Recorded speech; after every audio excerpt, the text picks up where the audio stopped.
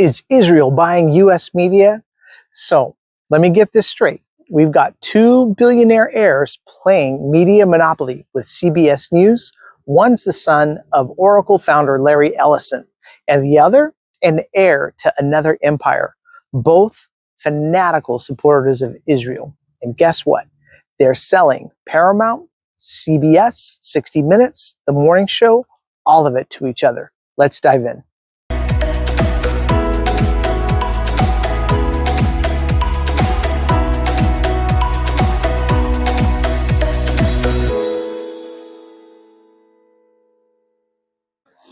Hi guys, welcome back to the baseline. Like we said before, all these companies are being sold, but here's the kicker now. At the exact same time, support for Israel is tanking across the United States. 71% of young Democrats now have an unfavorable view. So the question becomes, is this just business as usual, or is this a last-ditch power grab to control the narrative while public opinion starts to slip away? Because the stakes aren't just ratings. The stakes are reality right now. So here's what we're going to try to dive into. Who's really behind the $8 billion sale of CBS and why it matters so much? And the real story behind this so-called next generation of global Jewish leadership. And this is something the media won't touch because the Jerusalem Post bragged about it all.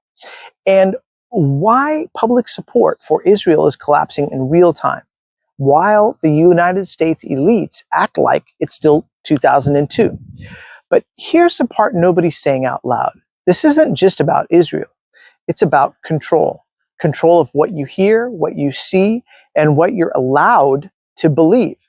And if you think this is just a left versus right issue, you're not paying attention, because the shift, it's happening everywhere. Now, first, I want you to remember something, okay? When they say we're just reshaping the media landscape, what they really mean is we're taking the microphone away from you. Now, back to the sale that we're getting to, right? The $8 billion media flip. Here's what just happened. Paramount, which owns CBS, it owns 60 Minutes, all the big legacy media stuff, right, is being sold off in an $8 billion deal. And the buyers, David Ellison, son of Oracle founder and multi-billionaire Larry Ellison, who's not just a tech titan, but one of the most influential pro-Israel donors alive. So this isn't conspiracy or conspiracy theory. This is fact. The Jerusalem Post, not some fringe outlet, literally framed the deal as a groundbreaking move by Jewish business leaders to reshape the U.S. media landscape. That's a direct quote. They weren't hiding it. They were celebrating it. They called David Ellison and his partner the next generation of global Jewish leadership with Zionist values. Their words. Now, just for clarity, this isn't about being Jewish. This is about ideology. Zionism is a political project. Media consolidation is a corporate project. And when the two intersect at the highest levels of power, that deserves scrutiny. But what's wild is how open they were about it all. The Jerusalem Post even admitted the article was written in cooperation with Skydance, the company Ellison created to buy Paramount. Now, let me say that again. The article wasn't journalism. It was practically a press release. Now, here's what's happening with the public opinion collapse. And here's why this matters so much. Because while billionaire heirs are consolidating media power to, in their words, project Zionist values, the American public is walking in the opposite direction. Now, new polling shows that 53% of all Americans now have a negative view of Israel. Among Democrats, under 50%, 71% disapprove. Even Republicans under 50, traditionally the strongest pro-Israel bloc, are now 50-50. That's a sea change. 10 years ago, questioning Israel's actions got you labeled anti-Semitic on the spot. Now, Marjorie Taylor Greene, yes, that Marjorie is calling Gaza a genocide. Thomas Massey wants to cut military aid, and even AOC, who still backs Iron Dome funding, is getting outflanked by voices to her left and the right. So what's happening? I think it's kind of simple. People are watching what's unfolding in Gaza. They're watching the brutality, the bombing of hospitals, the deaths of journalists, the raids on aid convoys, and they're no longer buying the defense war narrative. Now, for decades, support for Israel in the United States was like treated like a religious orthodoxy, for lack of a better way of putting it, right?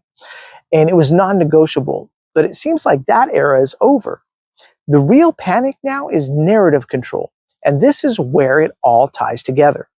So when you lose the public, when 7 in 10 Democrats think you're on the wrong side of history, you've got two choices.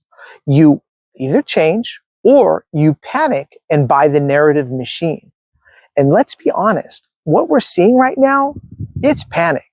Because if you think about it, YouTube is throttling Palestinian voices. Journalists fired for simply calling out war crimes. Paramount, a cornerstone of American news, handed off like a hot potato between billionaire Zionist donors. So this isn't subtle. This is systemic. It's not about Jewish identity. It's about political protection for a foreign ally whose image is collapsing in real time.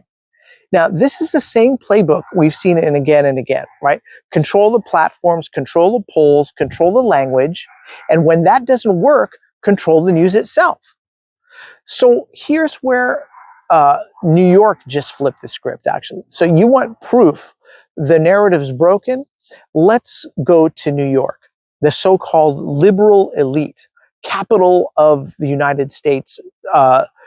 Zoran Mamdani, a Muslim, anti-Zionist, Democrat, socialist that just crushed the Cuomo dynasty. The same Cuomos who ruled the Democratic Party like royalty for decades. Now, even crazier, polling shows a plurality of Jewish New Yorkers' support for Mamdani. Yeah, the guy the media said would make Jews unsafe in their own city, the guy they called an anti-Semite, turns out actual Jewish voters didn't buy that narrative at all. Turns out people know the difference between criticizing a government and hating a people. So far, the fear-mongering didn't work. The smear campaign didn't stick.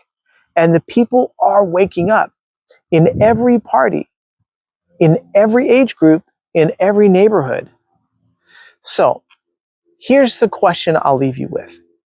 If the people are waking up and elites are clamping down, what happens when those two forces finally collide? Because here's the twist. None of this matters if we don't figure out how to break the media machine itself. That's what we're talking about here. And we'll talk about it in the following episodes as well. Because the one move that could actually collapse the echo chamber and return control to you, that is important. So let's keep up with it. Let's not miss the information coming in. And of course, we'll look forward to seeing you on the next episode of The Baseline, guys. Thank you guys so much for joining me. Cheers, everybody.